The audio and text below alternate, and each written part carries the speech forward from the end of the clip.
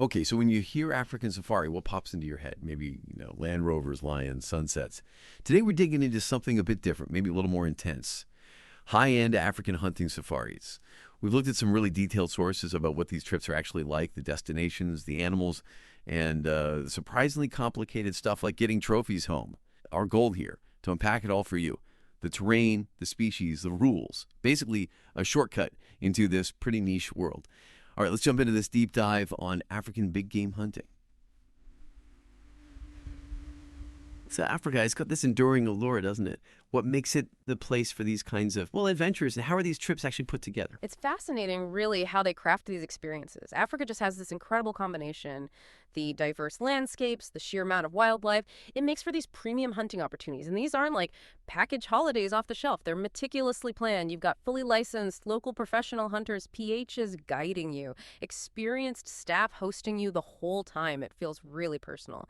And they can tailor it, whether you're doing this for the first time or you're a seasoned big game hunter. Plus, it's often not just about the hunt. Lots of these trips combine it with photo tours, sightseeing, maybe stuff the family can do too if they come along. Think about it, like tracking Cape Buffalo in the Okavango Delta, that thick bush, or maybe kudu in the Limpopo region, which is totally different terrain, or going after Sitatunga in the swamps in Uganda, super unique, or even oryx out on the Namibian dunes. Every single one is described as just unforgettable. An incredible journey. Okay, that sets the scene. But Africa's huge, right? So let's zoom in a bit. You mentioned different terrains, different animals. Yeah. Let's talk specific regions. They sound quite distinct. Let's start with South Africa. It often comes up as like the main entry point. Is that right? What makes it so accessible, and what can you expect there? Yeah, South Africa definitely has that reputation. It's incredibly versatile and generally very accessible. You've got a massive range of plains games, things like kudu, impala, nyala, sable, bushbuck, warthog, the list goes on, but also dangerous game like Cape Buffalo. So variety is key. And the landscape changes a lot too. You might be in thick bushveld one day, then rolling grasslands the next. Accommodations are typically, high end. Luxury lodges, great food, full staff looking after you. And like I said, lots of add-ons are possible. Day trips to Kruger National Park are popular, or maybe visiting Zulu villages, or even heading down to Cape Town for wine tours. Packages usually run, say, 7 to 14 days, and they're completely customizable for specific trophies or maybe management hunts. Okay, so South Africa is versatile, accessible, almost a gateway. But then Uganda sounds like a completely different beast. Really off the beaten path. What's the story there? Uganda, yeah. It's definitely for someone seeking something more wild, more remote. It's proper free-range hunting in areas that feel untouched. You're looking at species you might not easily find elsewhere. Things like Nile buffalo, the elusive Sitatunga, that swamp dweller East African bushbuck, Jackson's hartebeest, or rebi. The hunting concessions are mostly wetlands and savannas near the Nile River and Lake Albert. Really historic, amazing areas. Getting there is part of the adventure too, usually flying to Entebbe, then maybe a private charter flight or a long vehicle transfer out to the camp. It adds to that feeling of remoteness. And what's really cool about Uganda is how they often blend the hunting with amazing photo safaris. You could literally be hunting in the morning and then cruising the Nile in the afternoon looking for gorillas, chimps, or just the incredible bird life. It's quite a mix. That does sound unique. Now, speaking of unique, Botswana. It was closed off to hunters for a while, but now it's accessible again. What kind of experience does Botswana offer now? What makes it stand out? Botswana, yes, its reopening is significant. It really is distinct. We're talking species like Cape buffalo, elephant, though that's on a strict quota system, leopard, kudu, zebra, and the locations are legendary, right? The Okavango Delta, Chobe, the Kalahari Desert. The key phrase you hear is true wild Africa. No fences, no farms, it's raw. This is for people who want that really authentic, potentially dangerous game safari hunt. Proper wilderness accommodations reflect that too. Often mobile tended camps or maybe fly-in bush lodges. They're set up to be comfortable with full staff, but you're definitely out there. Proper wilderness, okay. Yeah. And then we've got Namibia. That sounds like it has a different vibe. Again, this is maybe more focused on plains game, more organized.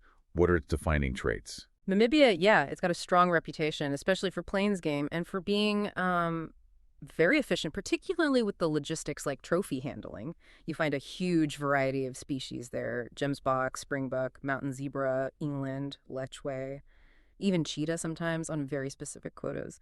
The hunting areas are often large private ranches or these communal conservancies. A lot of it is quite open terrain, which makes it ideal for that classic spot and stalk kind of hunting. and the success rates tend to be very high. Because of the accessible terrain, good organization, and often more affordable packages, plus its reputation for safety, it's frequently recommended for first-timers or families. Right, so a bit more accessible maybe, but still offering great hunting. Oh. Okay, so you've had this amazing trip, the hunt was successful, but then what? Getting the trophy home sounds like a whole project in itself. The source mentions outfitters really help with this part. Oh, absolutely. It's a critical part of the service, and it's definitely not simple. It's often overlooked by people planning their first trip. So after the hunt, the outfitters team gets to work immediately. They'll salt dry the skins, prepare the horns or skulls properly. Everything gets meticulously tagged, inventoried, and then it's handed over to specialized professionals called dip and pack taxidonists. Dip and pack, what exactly do they do? They're the ones who do the serious preservation work needed for export. They clean everything thoroughly, treat it chemically to meet all the international health regulations and customs rules. And crucially, the reputable outfitters only use licensed USDA-approved exporters. That's non-negotiable to ensure it's all legal and compliant. Okay, that makes sense. But what about permits? Especially for those big-ticket animals, the ones everyone worries about, like elephants or leopards. That must be complicated. Hugely complicated, yes. For species listed under CITES, the Convention on International Trade in Endangered Species, you absolutely need specific permits. So think elephant, leopard, cheetah, lion, rhino. Those require CITES permits. And getting those, not straightforward, I imagine. Not at all. It involves navigating regulations in both the African country and the importing country, like the U.S. The good outfitters guide you through all of it. They help with the export permits from Africa and then the import side. In the U.S., for instance, that means dealing with the U.S. Fish and Wildlife Service Import Declaration Form, the 3177. You also need to understand the CITES appendices, the quotas for certain species, the application timelines, the fees. It's a lot. Wow. And this is where those long-term relationships the outfitters have are so valuable. They know the reliable people in Africa. They know the good import brokers in the U.S.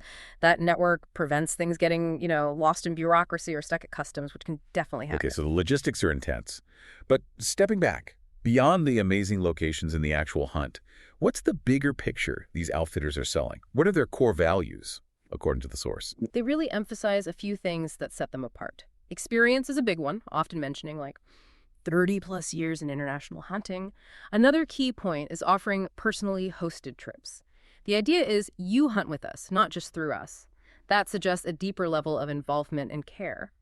Transparency and pricing comes up a lot, too. They stress no hidden fees, no surprise trophy costs later on, and flexibility, offering things like private planes, fully custom itineraries, making it work for families, really tailoring it. Importantly, there's usually a strong stated emphasis on conservation, on ethical hunting, and on working with and benefiting the local communities in those hunting areas. It's interesting, actually, how the source touches on this, how some argue that the substantial revenue from these high-end hunts directly funds anti-poaching patrols and habitat work, especially in areas where regular phototourism might not generate enough income for that kind of intense conservation effort, particularly for megafauna like elephants or rhinos. That's a complex point. It is. It's often debated, of course. But the source presents it as part of the model, a way that, for some, links hunting directly to funding conservation on the ground. Ultimately, the promise they make is about delivering a seamless, unforgettable, completely personalized experience, whether it's your first trip to Africa or you've been many times before. So we've gone from the general allure of Africa through specific places like South Africa, Uganda, Botswana, Namibia, each with its own character. And we've touched on the surprisingly detailed logistics, especially getting trophies home legally. What does it all add up to for you, the listener?